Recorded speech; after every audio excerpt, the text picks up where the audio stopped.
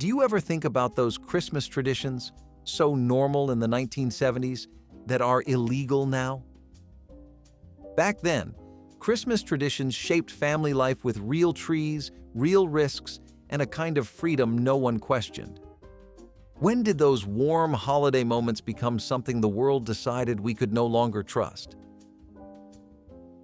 Real lead tinsel on the tree was one of those decorations that made Christmas in the 1970s feel like pure magic. The way it would shimmer when the tree lights flickered just right made living rooms glow with a kind of holiday warmth you simply cannot recreate today. People loved it so much that kids would stand there and gently run the metallic strands through their fingers just to watch them sway, catching every bit of color reflected from the bulbs. LED was not a word anyone thought about then, at least not the way we understand it now. Families were focused on making Christmas beautiful and memorable, and this shiny silver tinsel was the easiest way to do it, without emptying every last penny from the holiday budget. The tinsel never tangled as much as the modern plastic ones do. It hung perfectly straight, and it turned every tree into something out of a winter dream. But of course, now we know better. Today, if you even attempt to sell something like that, you are breaking federal safety regulations and putting yourself on the wrong side of the law. What was once harmless sparkle is now considered a toxic hazard, banned for the sake of health and safety. It is strange how something that made childhood feel so bright can end up on a list of forbidden items. But maybe that is exactly why we remember it so fondly, because it belonged to a world that did not yet fear every little thing. Open flame candles on trees or windowsills were one of those Christmas traditions that felt romantic, peaceful, and even holy, depending on the home you were in. The soft flicker of the flame against the glass or the pine needles created a scene that looked straight out of an old storybook. Homes in the 1970s were filled with this quiet glow, the kind that wrapped every corner in a sense of warmth that electric lights could not quite match.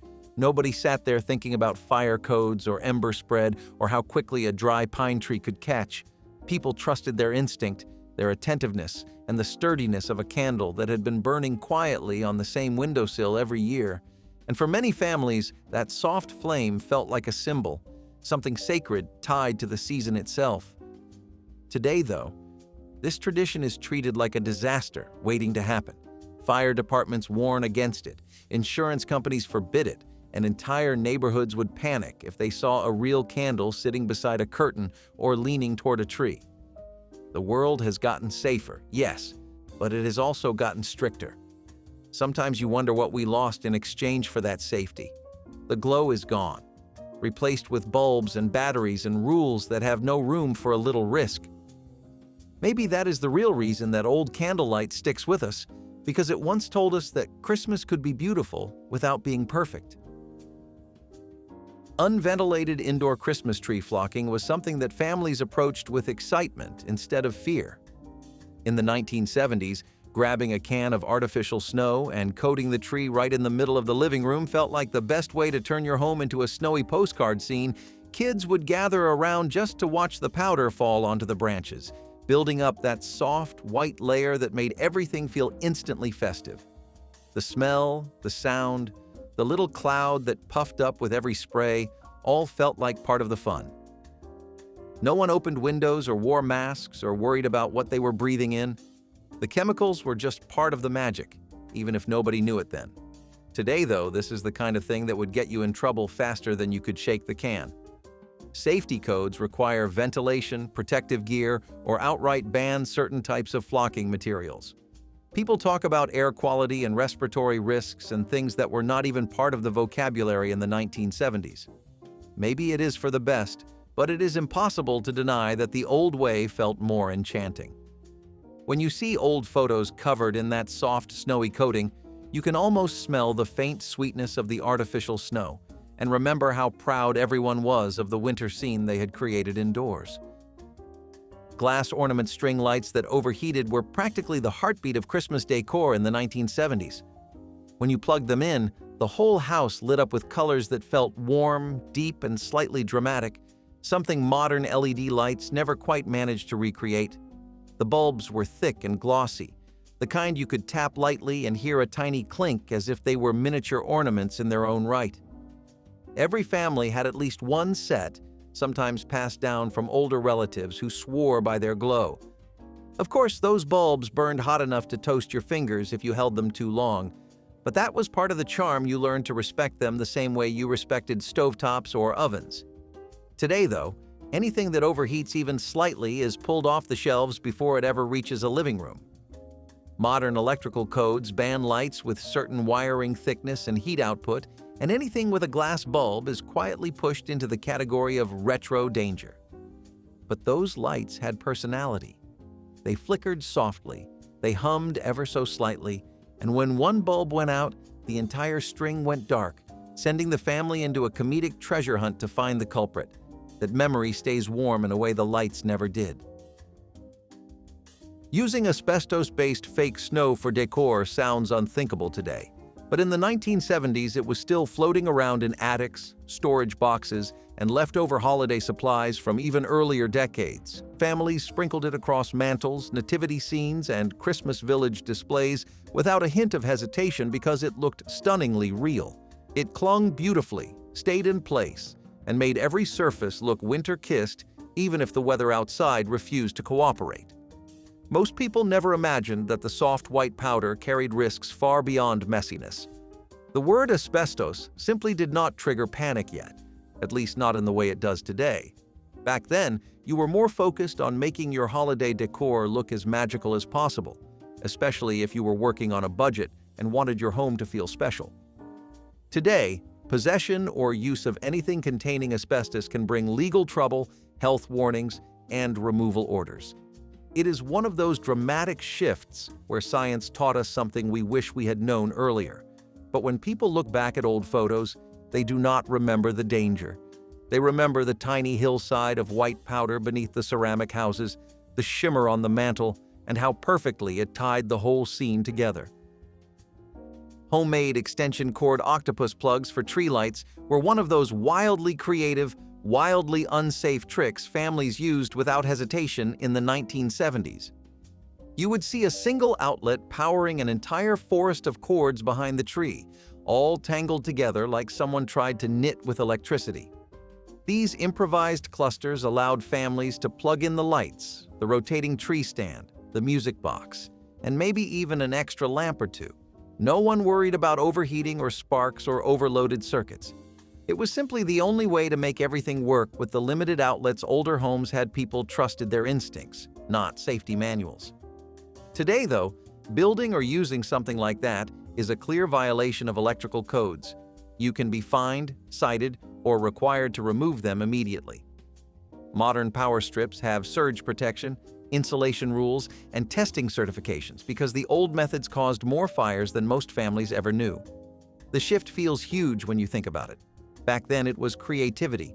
Today, it is negligence. But anyone who grew up during those years remembers crouching behind the tree, plugging one more cord into the impossible cluster, hoping it stayed together just long enough to make the living room glow. Lighting fireworks for Christmas Eve or midnight mass was an unexpected but beloved holiday tradition in certain parts of the United States. The winter sky would crack open with bursts of color, echoing through neighborhoods that were otherwise quiet and peaceful. Families bundled up in coats, stood on porches, and watched sparks rain down like tiny stars falling just for them. It was loud, dramatic, and incredibly festive. No one thought much about permits or safety laws or whether fireworks were allowed during the winter season.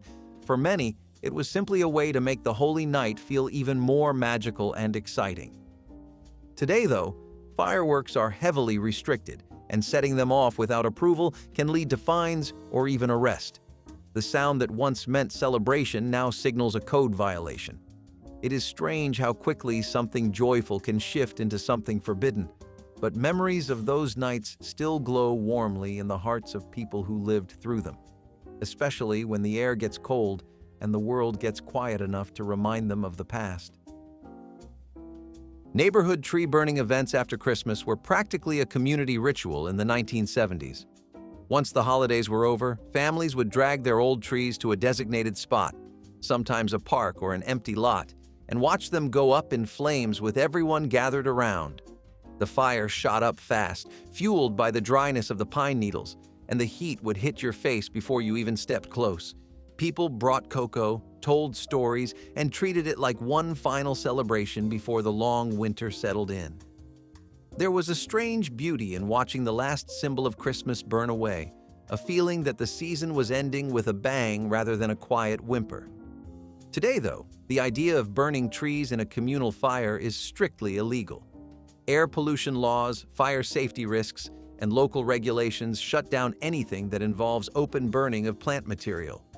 What was once a neighborhood farewell to the holiday season is now viewed as dangerous and irresponsible. But the memory of those glowing piles of branches remains vivid for anyone who stood beside them, feeling both warmth and closure in the orange light. Community bonfires using unregulated materials were another festive tradition that belonged to a different world entirely. You would see families tossing in scraps of old fencing, broken furniture, untreated wood, and sometimes even boxes or paper left over from the holiday madness. The bonfire would roar to life, sending sparks spiraling into the winter air like fireflies trying to escape the heat.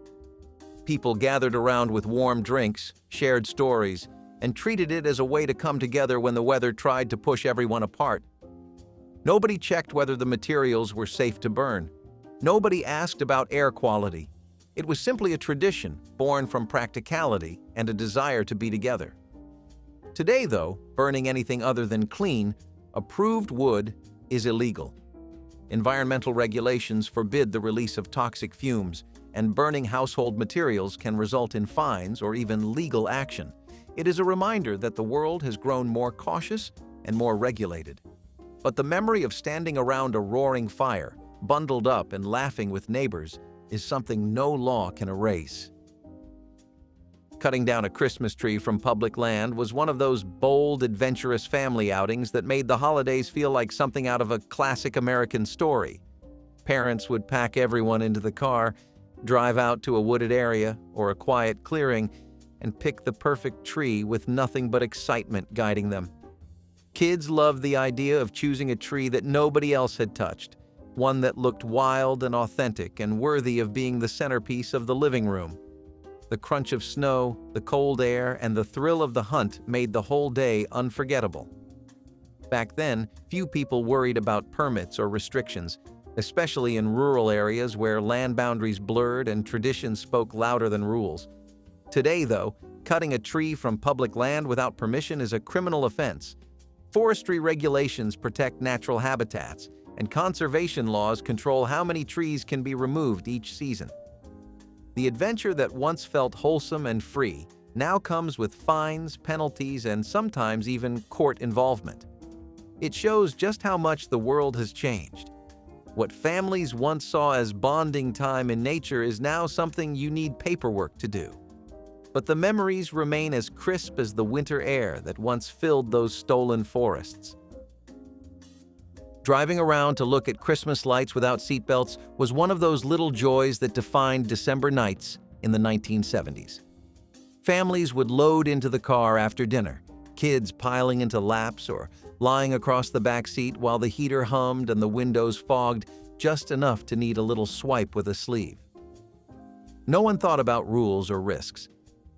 It was about being together in that warm, rolling bubble, pointing out the biggest displays, the brightest reindeer, the houses where every inch twinkled like stars. Parents drove slowly, sometimes leaning out the window with one arm, sometimes steering with a confidence that only came from doing this every year of their lives. Today, though, not wearing a seatbelt is enough to get you pulled over before you reach the end of your street. Child safety laws turned what once felt natural into something unthinkable. But if you grew up in that era, you can still feel the vinyl seats beneath your hands, still hear your siblings shouting, still remember how safe it all felt before the world decided otherwise. Driving home. Christmas trees on car roofs without tying them properly was almost a holiday sport in the 1970s. Families would buy a tree that was always 2 feet taller than the living room allowed, hoist it onto the roof by sheer force of will, and toss 1 or 2 loops of twine over it with a confidence that probably came from nowhere rational. The wind would whip through the branches as the car pulled onto the road, and everyone inside held their breath just a little, watching for any sudden wobble. Nobody thought about fines or traffic violations or the possibility of the tree tumbling dramatically into the street. It was just part of the adventure, part of the ritual of getting that perfect pine safely home. Today, though, even slightly unsecured loads can earn you a ticket on the spot. Highways and city streets have become strict zones of compliance, leaving no room for the messy charm of trial and error. But the memory of those rides home, filled with laughter and the smell of fresh pine creeping into the car, remains untouchable. Leaving kids alone at the mall during holiday shopping was one of those quiet freedoms parents had in the 1970s. They would drop you off with a handful of coins, a vague reminder to meet at the front doors by dinner, and trust that you would handle the rest. The mall was your world for the day, filled with music, toy displays, escalators that felt like rides, and the sweet smell of pretzels drifting through every hallway. You could roam from store to store with your friends, sit in the food court watching the holiday crowds, and feel grown up in a way few places could offer. Today, though, leaving a child alone like that is considered neglect. Authorities step in quickly, malls enforce strict policies, and parents face judgment from every direction. Something about that shift feels bigger than just safety. It speaks to how differently we view independence now. But for the kids who lived it, the mall was a kingdom, and those long afternoons exploring its bright corridors still glow in memory. Letting children knock on strangers' doors for caroling after dark was a treasured tradition in the 1970s. Kids bundled in scarves and mittens would walk from house to house, singing off-key, giggling between verses, and soaking up every ounce of attention from the adults who stepped outside to listen. There was a quiet trust holding the whole neighborhood together, the kind that let parents breathe easy in ways that feel impossible today. Children felt like they belonged to every house on the block, not just their own. And the darkness never felt threatening, only exciting. Neighbors welcomed them with cookies, cocoa, or a few pennies dropped into mittened hands. It felt safe, wholesome, and deeply connected to the spirit of the season. No parent hovered. No one followed behind in a car. The neighborhood itself acted like a guardian, watching over the wandering chorus. Today, though, the world is far more cautious. Children knocking on doors unsupervised is discouraged or outright banned in many places due to safety concerns and privacy rules. What was once a simple way to spread cheer has become a complicated question of risk. But the memory of singing beneath porch lights, breath turning to mist in the winter air, never fades. Letting kids sit on Santa's lap without background checks for performers was as normal as candy canes in the 1970s. Every mall, store, and community center had a Santa who showed up for a few weeks each year, ready to greet every child with a warm laugh and a holiday smile. Parents lined up without a second thought, snapping photos as their kids clutched Santa's coat and whispered their wishes for Christmas morning. People believed deeply in the goodness of the role, not the resume behind it. Santa was seen as a symbol of kindness, not a figure who needed screening or verification.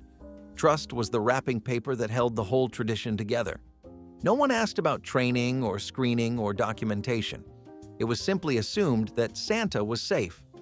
The world trusted the suit, the beard, and the magic behind the role. Today, though, every performer must be vetted, monitored, and cleared under strict regulations. The innocence of the moment is now wrapped in paperwork and policies. Maybe it is necessary, but it also reminds us of a time when trust came easier and magic needed no signatures. Using real candles in church pageants and school plays was one of the most beautiful and unnerving traditions of the 1970s. Children walked down aisles holding flickering flames while choirs sang softly, the warm glow reflecting off every wall and making the entire room feel holy and alive. Teachers handed out matches or lighters without hesitation, helping kids ignite candles they barely understood how to hold. There was a reverence in the room that even the adults could feel, a sense that the fire itself was part of the story. No one imagined disaster. They imagined tradition, history, and meaning. And for a few moments, Every child felt trusted beyond their years. The scent of melted wax filled the air, becoming part of the memory itself. Today, though, open flames around children are banned in almost every school and most churches. Fire regulations leave no room for risk, even in the name of tradition. But anyone who stood there holding that tiny flame remembers how powerful it felt, how it transformed an ordinary evening into something unforgettable. Children participating in live nativity scenes with real animals was a cherished holiday experience in the 1970s. Schools and churches would gather goats, donkeys, sheep, or even small calves, placing them in straw-lined corners while children in robes acted out the story of the nativity. The animals brayed, shifted, or occasionally caused chaos, but everyone loved it. There was something magical about sharing the stage with creatures that felt straight out of the story itself. Children learned gentleness and patience in ways no classroom lesson could teach, and the unpredictability of the animals made every performance feel alive. Parents watched proudly, cameras in hand, capturing moments that felt sacred in their simplicity. But today, safety and liability laws make this nearly impossible.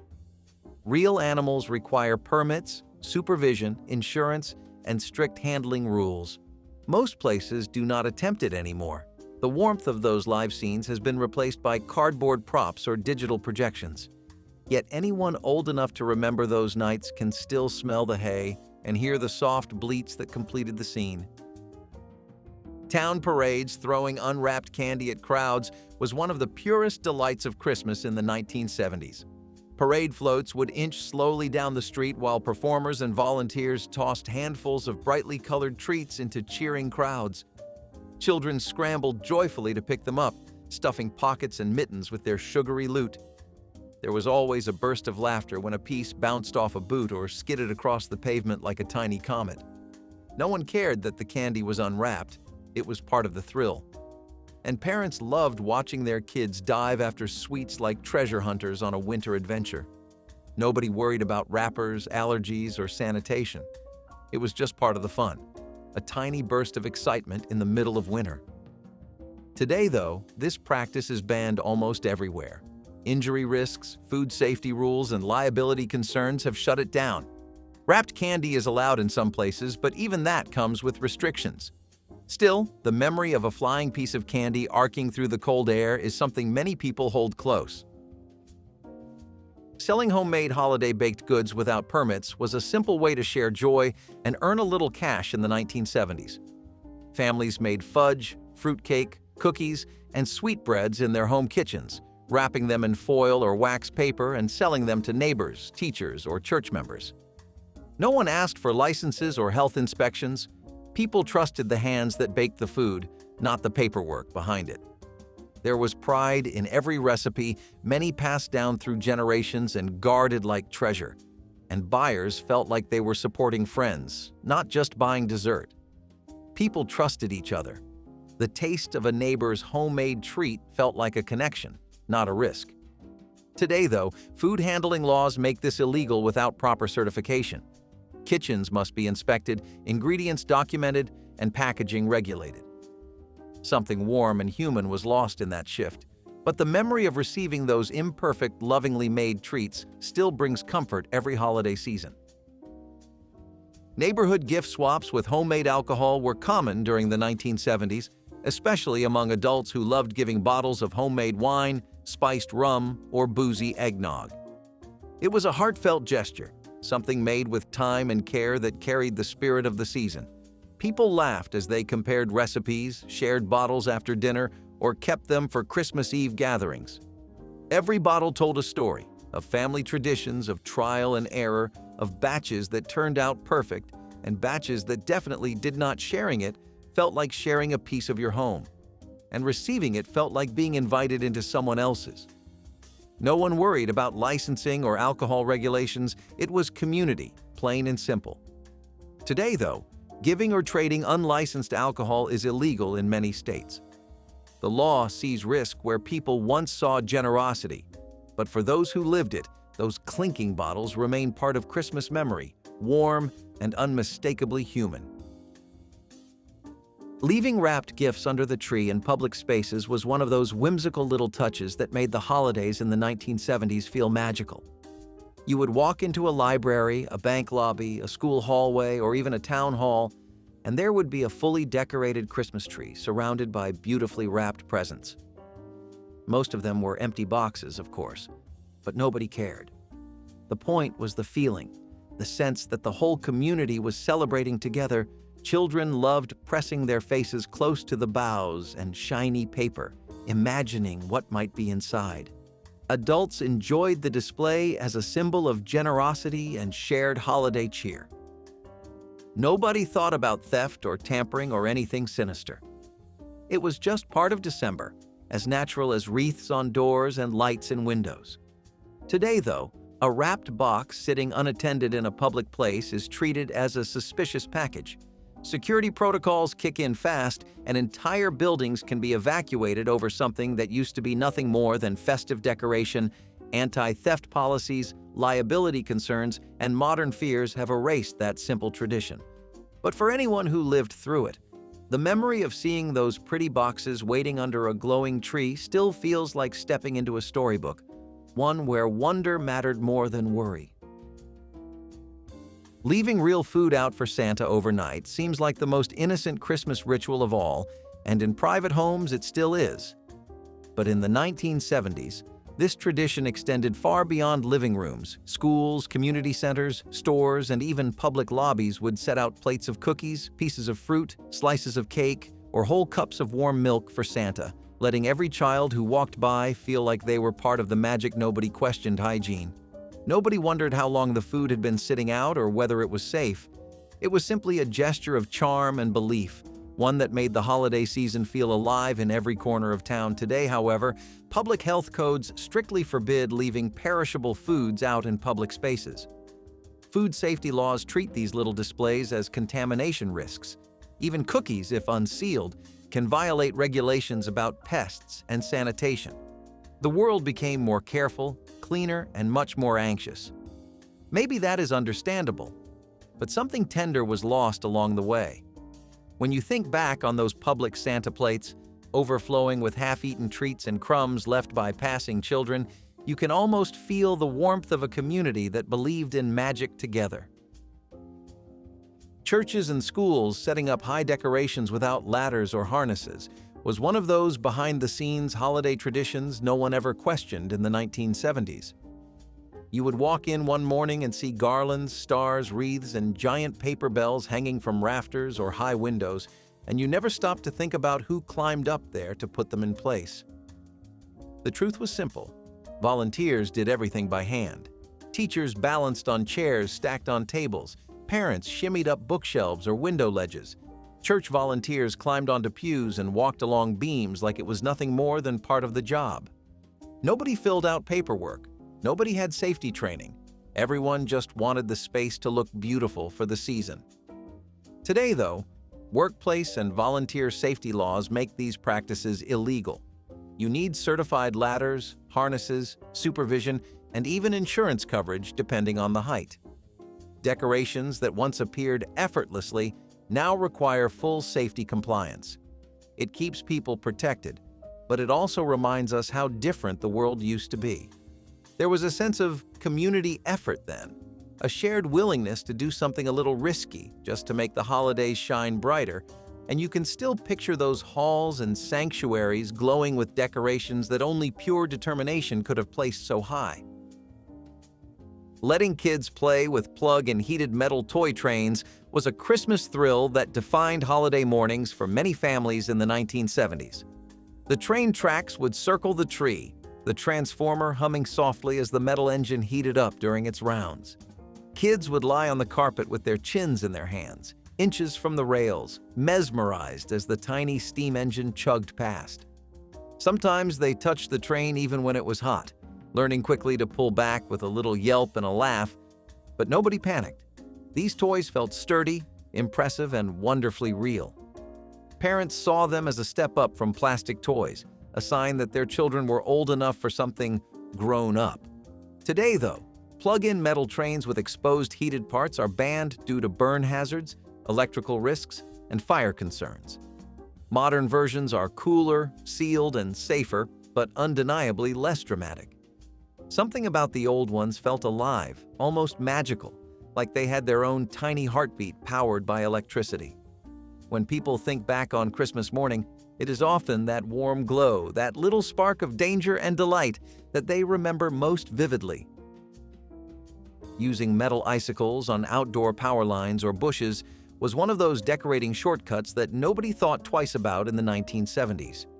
The thin silver strands caught the wind beautifully, shimmering like a curtain of winter stardust.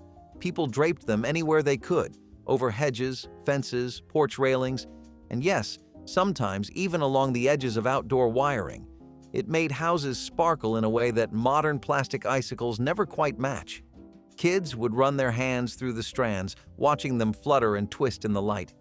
Nobody worried about electrical shorts or wind carrying the metallic pieces into transformers.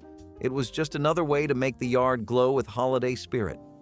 Today, though, regulations strictly forbid placing conductive materials near power lines or electrical connections.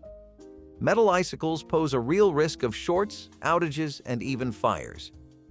The decorations that once made neighborhoods look magical are now categorized as electrical hazards. But if you close your eyes and picture those old displays, silver fringe dancing in the cold December air, you can still feel the joy they brought long before safety rules turned them into a memory. Homemade fudge and divinity candy were the edible treasures of the season. Pots clattered, spoons stirred, and sugar clouds filled the kitchen with the scent of patience. Grandmothers stood watch like generals of sweetness, stirring just long enough for the fudge to thicken or the divinity to hold its shape. Every batch felt like alchemy, boiling sugar, butter, and cocoa transforming into something smooth and rich. A good batch was gold. A bad one meant starting over, but no one complained. It was a labor of love, not convenience.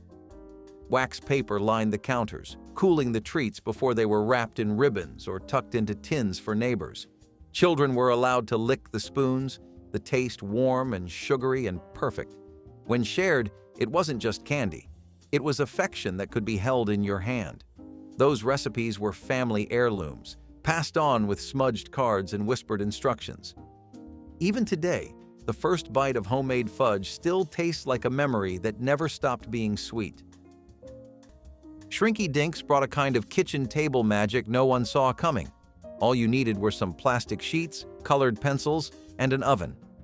Draw your design, maybe a superhero, a rainbow, or your pet, cut it out, and watch in wonder as it shrank down to a thick, miniature masterpiece. It felt like alchemy, watching your creation curl and harden right before your eyes. Shrinky Dinks were creativity you could literally hold. Kids would turn their art into jewelry, keychains, or fridge magnets, proudly showing off their colorful little charms. It was arts and crafts, science experiment, and self-expression all rolled into one. Parents loved it because it was quiet and harmless. Kids loved it because it was magic they could make themselves. In a time before tablets and apps, Shrinky Dinks gave you full creative control with nothing more than imagination and a hot oven. The process never got old. The excitement of peeking through that oven window was pure childhood wonder. It was proof that creativity, when baked with curiosity, always came out looking a little brighter. The sound was unmistakable, a sharp, rhythmic clack-clack that echoed through playgrounds and living rooms like a call to battle. Clackers were two acrylic balls connected by a string, swung up and down until they collided with terrifying precision. In the 1970s, they were everywhere. In backpacks, in coat pockets, in secret stashes under school desks. You did not just own clackers, you trained with them. Kids turned into street performers, mastering the hypnotic rhythm until the balls moved like extensions of their hands. They bruised wrists, cracked knuckles, and left dents in drywall. But that was part of the fun. The danger made it cooler. Every successful round felt like victory. Every failed attempt, a dare to try again. You showed off your skills like a magician, daring others to match your speed. Parents worried. Teachers banned them. News reports claimed they could shatter and send shards flying. But still, we clacked. Because they were more than toys. They were rhythm, challenge, power. Today's toys are safer, quieter, more digital. But nothing ever felt quite as alive or as rebellious as two plastic spheres slamming together in your hands.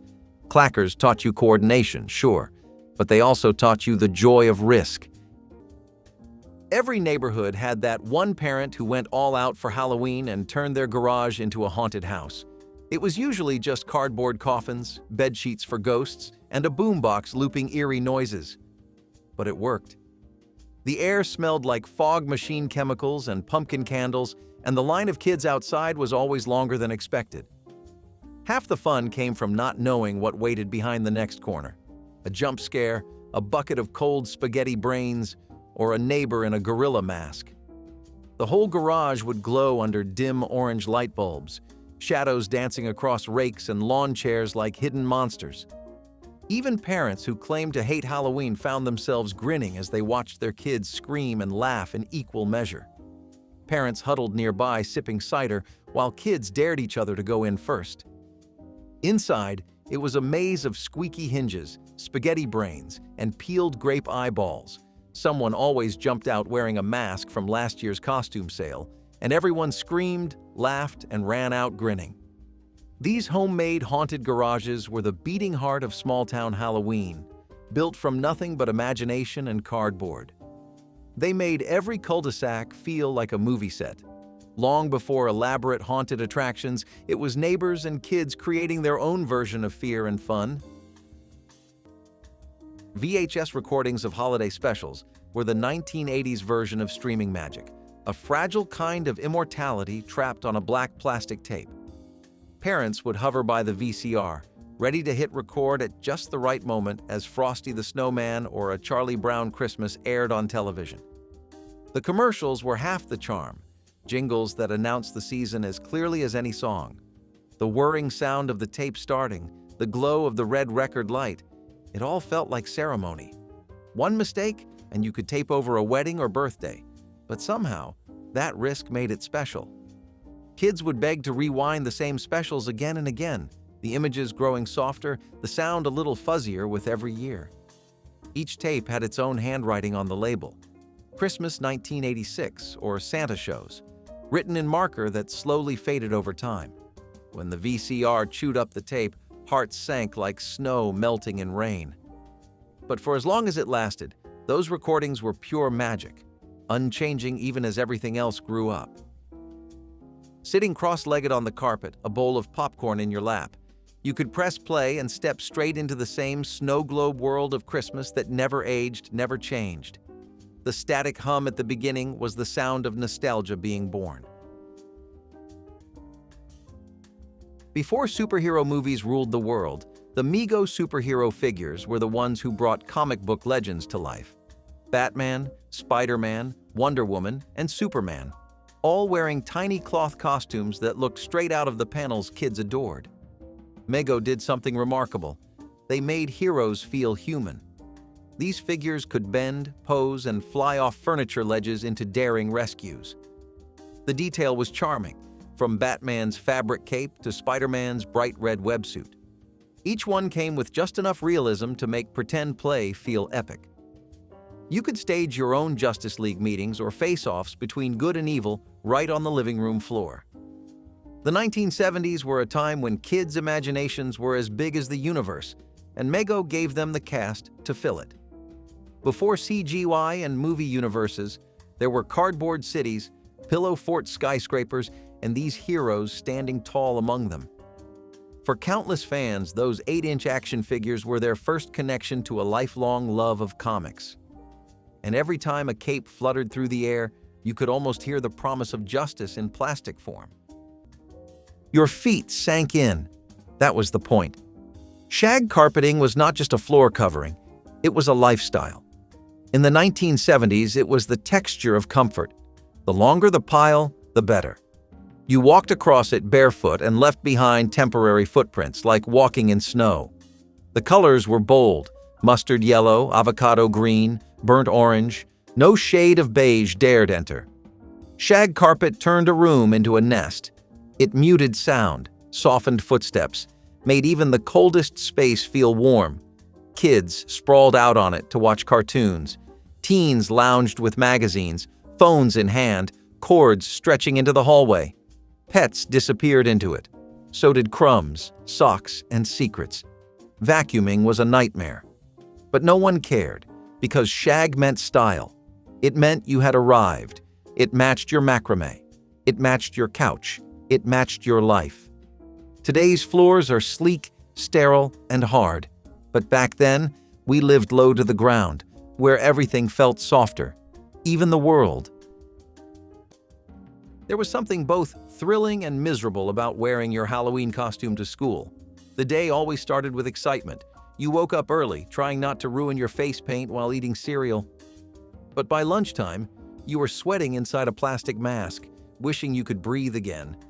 You could hear the soft rip of capes catching on desks and the squeak of plastic masks as everyone tried to talk through tiny mouth holes. Someone always lost part of their costume before first recess, but it didn't matter. The laughter made up for it. Even the teachers secretly loved it, trying to teach while a classroom of tiny monsters and superheroes bounced in their seats. Polyester capes tangled in chair legs, fake vampire teeth clicked during spelling tests, and the classroom smelled like rubber masks and sugar. Still, no one cared. The Halloween parade through the hallways was the highlight of the day. You strutted in front of parents holding camcorders the size of toasters, while your teacher clapped along to Monster Mash. Everyone was a little self-conscious, but the joy of showing off your costume was worth it. Those school parades made every kid feel like a star for one afternoon, even if their mask elastic broke 5 minutes before showtime. Classic toy commercial marathons were the unofficial countdown to Christmas morning. Between every cartoon or holiday special, the screen burst into a parade of colors, jingles, and shouting narrators selling dreams. Transformers, My Little Pony, Light-Brite, Teddy Ruxpin. Each one announced with booming excitement and flashing lights. Children sat inches from the screen, memorizing every second, their imaginations firing faster than the commercials could roll. Parents rolled their eyes but smiled. They knew the wish lists would grow by the minute. These ads weren't just marketing, they were storytelling. Tiny worlds built in 30 seconds, promising happiness inside a cardboard box. The music was catchy enough to live in your head until January. The announcers spoke with a kind of authority that made every toy sound like treasure. Even the static between commercials felt like anticipation, a deep breath before the next wave of wonder. And when the same ad returned for the 5th time, it didn't matter. It only meant Christmas was getting closer. The television glowed like an altar of imagination, its light reflecting off tinsel and toys that hadn't yet been unwrapped. Those commercials didn't just sell toys, they sold the feeling of childhood itself, and for 1 month every year, the entire country bought in with joy. The Evel Knievel stunt cycle was not just a toy, it was a ticket to the wildest dreams of a generation obsessed with danger, speed, and spectacle. Every kid who wound up that crank felt the thrill of the jump before it even happened. When that motorcycle took off the ramp and soared across the living room floor, you could almost hear the crowd cheering. It was chaos and glory rolled into one perfect moment. Kids built their own ramps from books, boxes, and furniture, launching Evel into walls, ceiling fans, and sometimes even the Christmas tree. No one cared if he crashed. That was part of the fun. Evel Knievel was America's daredevil hero, and this toy captured that spirit perfectly. It made risk feel exciting and courage feel possible. For children of the 1970s, this was not just a toy. It was a lesson in defying limits.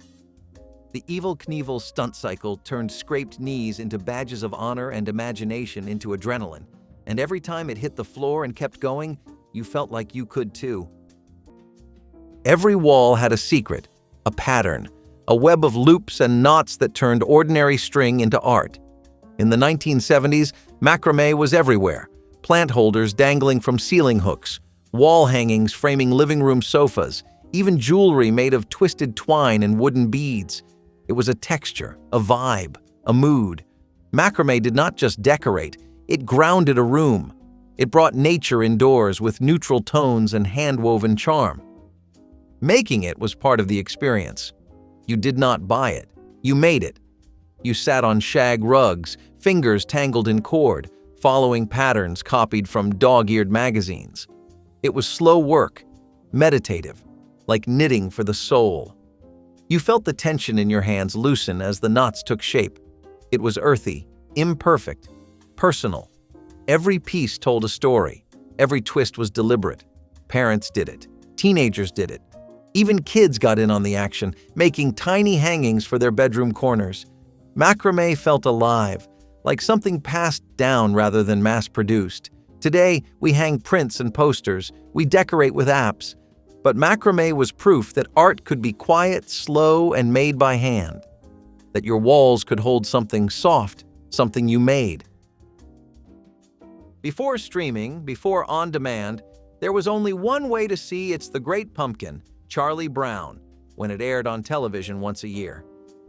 Families marked their calendars, popped popcorn, and gathered in their living rooms in pajamas to watch it together. The flicker of the television cast a soft glow across the room, and even the commercials felt special. It was a comforting constant in a decade that was changing fast. Linus waiting all night in the pumpkin patch while the rest of the Peanuts crew trick-or-treated was both funny and strangely meaningful. It reminded kids that belief itself was part of the holiday spirit. You could almost feel the chill of fall outside the window while the sound of that familiar piano theme filled the room. For many children of the 1980s, The Great Pumpkin was the official start of Halloween. Missing it meant missing the season itself. There was no recording, no replay, no skipping ahead. You watched it live, or you waited another year. That anticipation made it magical in a way nothing today can match. Halloween lunchboxes in the 1980s were a mini celebration all on their own. Moms went all out, packing thermoses of hot apple cider and sandwich bags of candy corn next to peanut butter sandwiches. Hostess rolled out limited edition scary cakes with orange frosting and chocolate bats, and kids traded them like currency at lunch tables. You could hear the faint crinkle of wax paper and smell the sweet mix of sugar and apples as kids compared their lunches. Sometimes someone would sneak in a tiny candy bar early and instantly become a hero.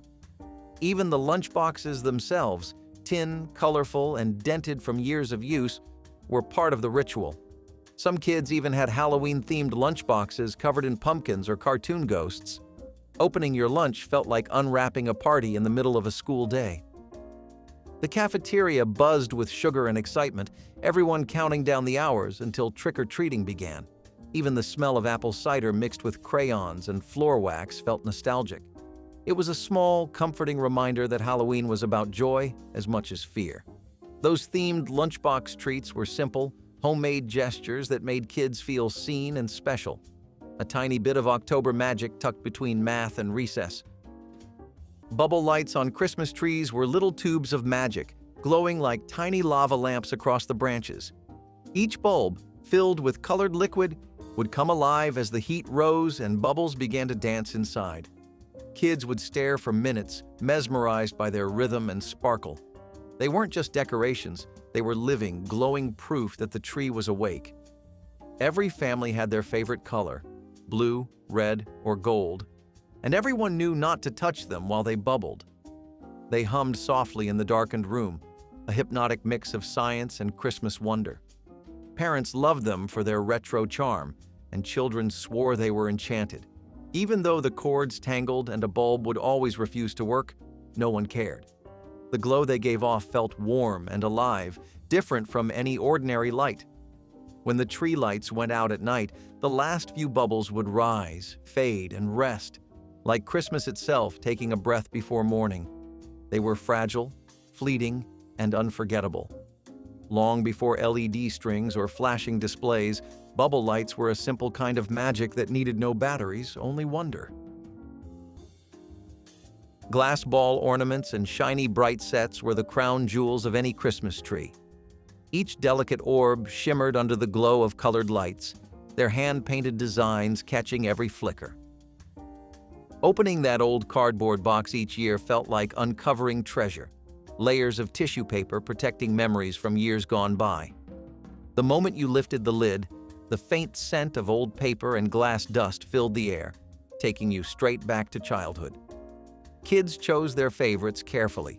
A red one for luck, a gold one for beauty, a blue one just because it looked like winter. And no matter how old the ornaments got, they still sparkled with the same light that once made whole families stop and stare. Parents warned kids to be gentle, and for good reason. One wrong move and the fragile glass would shatter like a snowflake. But that fragility made them even more special. These ornaments had history, often passed down or carefully saved from earlier decades.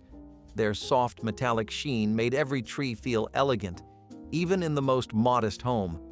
And while modern plastic ornaments might be safer, they'll never carry the same soul. Every scratch and faded stripe told a story, a silent record of Christmases that came before.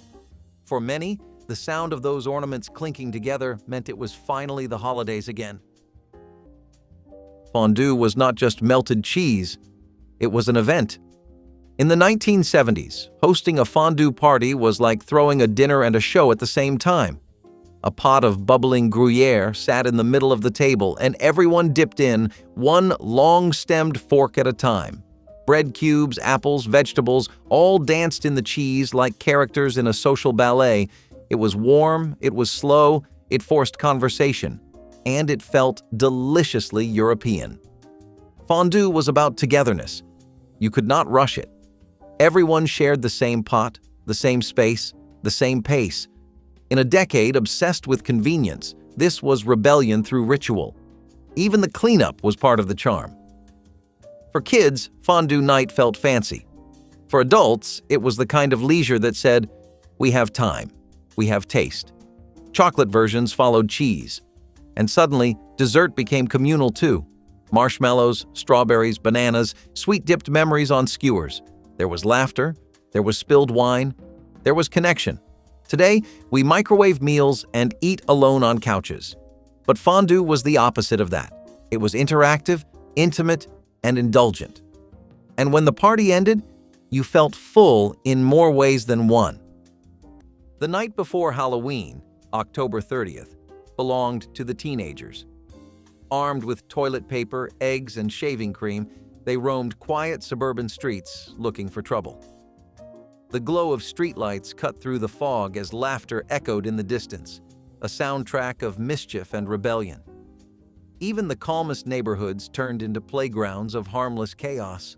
Somewhere, a radio played faintly from a car parked with its lights off, the unofficial anthem of Mischief Night.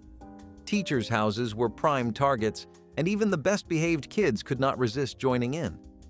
The thrill came not from causing damage, but from getting away with it. The air smelled like damp leaves and teenage adrenaline. You could hear laughter echoing through the neighborhood, followed by the soft splat of eggs on car windshields. Parents pretended not to know what was happening, as long as no one got caught.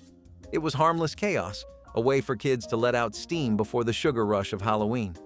By morning, lawns were draped in toilet paper like ghostly streamers, a quiet, funny reminder that mischief was still alive and well in the suburbs. Cabbage Patch Kid Christmas Frenzy was pure, delightful chaos. In 1983, these chubby-cheeked dolls turned parents into warriors on the front lines of toy aisles. Stores sold out in hours, and news channels ran footage of adults wrestling for boxes wrapped in pastel plastic. To own one was to win Christmas itself. Mothers woke up before dawn, waiting in cold lines outside department stores, clutching coffee and hope. Fathers searched town to town, sometimes returning empty-handed. Kids didn't just want a toy. They wanted the doll that came with a name, a birth certificate, and a tiny heartbeat of belonging. It wasn't just a craze. It was love, mass-produced and fought for. Some parents still laugh about it, others still shudder, but everyone remembers the madness. Those dolls, with their yarn hair and button noses, captured something deeper than marketing. They embodied the power of giving and the joy of seeing a child's eyes light up on Christmas morning. They were not called that at first, but when Catherine Bach stepped onto screens in The Dukes of Hazzard, the name stuck forever. Daisy Dukes, those impossibly short denim shorts, became a symbol of rebellion and summer and just not caring what anyone thought. Girls wore them to feel bold, boys noticed, parents rolled their eyes, but everyone understood their power. In the 1970s, short shorts meant freedom, no fabric dragging you down, just legs and sunshine and the thrill of being young. They were homemade most of the time, cut from old jeans, frayed at the ends, personalized with patches or marker art.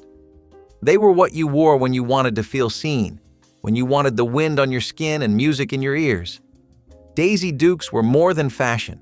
They were attitude, a little wild, a little dangerous, and totally unforgettable. As the decade wore on, latex monster masks became the ultimate Halloween flex. You could smell them from across the aisle at Spencer's or the local drugstore. That weird mix of rubber and chemical paint that meant quality. These masks were not the thin plastic kind. They were heavy, realistic, and terrifying. Slip one on, and you were instantly a werewolf, zombie, or melting skull straight out of a nightmare. They were expensive too, so kids often shared them or wore them year after year until the eye holes cracked. The inside always stuck to your face, and after 10 minutes, you were sweating like crazy, but it did not matter. These gory rubber masks made you the coolest kid on the block. Adults would jump, little kids would scream, and you would grin behind layers of latex and fake blood. They were hot, smelly, and impossible to breathe in, but no costume made a bigger impression. For a single night, you were the monster, and you loved every second of it. Christmas albums by pop icons filled living rooms with velvet voices and vinyl crackle. The Carpenters, Kenny Rogers, Dolly Parton, each record spun with that soft hiss that made every song feel alive. Silent Night sounded sweeter when it came from a record player's hum. Families would let the needle drop while trimming trees or wrapping gifts, the whole room moving to a rhythm both joyful and gentle. Those albums didn't just play music, they shaped the mood of the season. You could hear the heart of a decade in those harmonies, a blend of pop, soul, and pure Christmas sincerity. The covers were glossy, often showing the artists wrapped in scarves and snowflakes, smiling like old friends. No playlist can ever recreate the ritual of flipping a record, hearing the pop before the song began. For many, these albums were the soundtrack of growing up, warm, hopeful, and perfectly imperfect. When the Star Wars action figures hit store shelves in 1977, no one could have imagined how much they would change childhood and toy history forever. Kids who had just seen Luke Skywalker, Princess Leia, and Darth Vader on the big screen could suddenly hold the galaxy in their hands. These figures were not just toys, they were an invitation to relive the adventure, to build a personal version of the universe where the battle between good and evil never had to end. Parents hunted them down, stores sold out faster than you could say "the Force," and children improvised entire worlds with cardboard boxes as spaceships. The details were simple, but the imagination they sparked was limitless. For many, these were more than plastic figures. They were companions through endless afternoons of make-believe. The figures did what no movie sequel could ever do. They let you keep the story going. And when those tiny lightsabers snapped into hands barely the size of a pencil eraser, a generation discovered that wonder could fit in the palm of a child's hand. The Star Wars action figures did not just launch a franchise, they launched a culture of play that still defines American nostalgia today. There was something sacred about Saturday mornings in the 1970s.